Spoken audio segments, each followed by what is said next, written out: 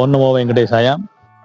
డోకుపుర మహాక్షేత్రే కృష్ణా సాగర సంగమే సుధాకృష్ణ సుసేవ్యాయ శ్రీనివాసాయ మంగళం.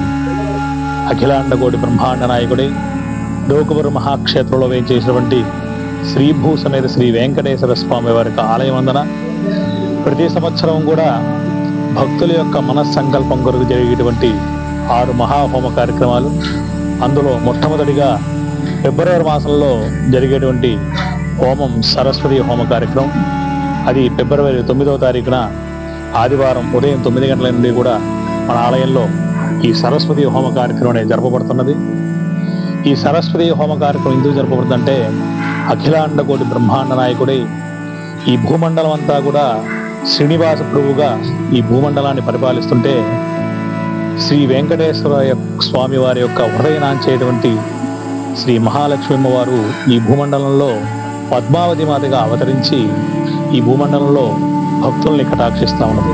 అటువంటి మహాలక్ష్మి అమ్మవారి యొక్క అవతారాల్లో, అష్టలక్ష్మి అవతారాల్లో ఒకటైనటువంటి విద్యాలక్ష్మి అమ్మవారు మన జీవనాధారంలో జరిగేటువంటి ధాన్యలక్ష్మిగా, అదేవిధంగా ధనలక్ష్మిగా, విద్యాలక్ష్మిగా ఇట్లా ఎన్నో 8 అష్టలక్ష్మి అవతారాలన్నీ కూడా అవతరించి, ఇందులో మనకి జ్ఞానానికి చాలా ముఖ్యమైనది విద్య.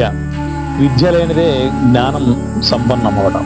అటువంటి విద్యని మనం కటాక్షం కలగాలంటే సరస్వతీదేవి యొక్క హోమ కార్యక్రమంలో మనం పాల్గొనేవాడు. ఈ సరస్వతీదేవి మనకి ఏ విధంగా కటాక్షం అంటే, ప్రాతకాలంలో సావిత్రిగా, మధ్యాహ్న కాలంలో గాయత్రీదేవిగా, అదే సాయంకాల సంధ్యా టైంలో సరస్వతిగా మనకి ప్రతినిత్యం కూడా విద్యార్థులకి 3 రూపాలలో మనకి ఈ యొక్క అమ్మవారు విద్యార్థులందరికీ కూడా సరస్వతి కటాక్షాన్ని ఇస్తూ ఉంటుంది.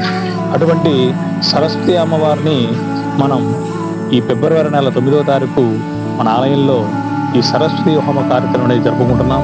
భక్తులందరూ కూడా తమ చిన్నారులకి ఈ యొక్క సరస్వతి కటాక్షం కలగాలని చెప్పేసి మీరందరూ కూడా ఫిబ్రవరి 9వ తారీఖు వేంచేసి ఉదయం 9 గంటలకి జరిగేటువంటి సరస్వతి హోమ కార్యక్రమంలో పాల్గొని, ఆ స్వామివారి యొక్క పాదాల చింత జరిగేటువంటి ఈ సరస్వతి హోమంలో స్వామివారి యొక్క కరుణా కటాక్షాలతో, స్వామివారి యొక్క దయతో చిన్నారులకు అందరికీ కూడా సరస్వతి కటాక్షం కలగా అని చెప్పేసి మనందరం కూడా కోరుకుంటున్నాం. అటువంటి కార్యక్రమానికి భక్తులందరూ కూడా వించేసి స్వామివారి కృపతో ఆ యొక్క చిన్నారులకి సరస్వతి కటాక్షం కలగా అని చెప్పేసి కోరుకుంటున్నాం. ఓం నమో వెంకటేశాయ.